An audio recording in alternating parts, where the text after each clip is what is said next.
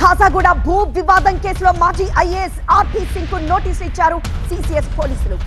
ఐటవర్ సంస్థ ఫిర్యాదుపై యాక్షన్ మొదలుపెట్టారు. దానికి సంబంధించిన డీటెయిల్స్ చూద్దాం.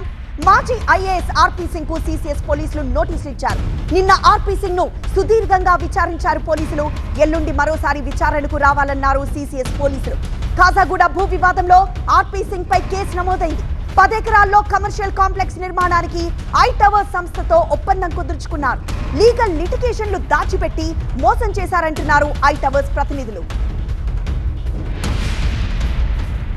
ఐటవర్ నిర్మాణ సంస్థతో చేసుకున్న ఒప్పందం ప్రకారం కమర్షియల్ కాంప్లెక్స్ కోసం ఇచ్చారు ఆర్పీ సింగ్. అయితే 3 ఎకరాల 24 గుంటల భూమిని తన కూతురికి గిఫ్ట్ డీడ్ చేసినట్లు ఐటవర్ సంస్థ గుర్తించింది.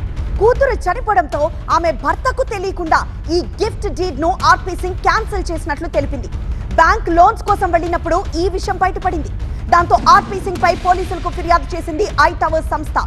ఈ వివాదంతో ఇప్పటికే ప్లాట్లు కొనుగోలు చేసిన వాళ్ళు కూడా మోసపోయామంటూ పోలీసులను ఆశ్రయించారు.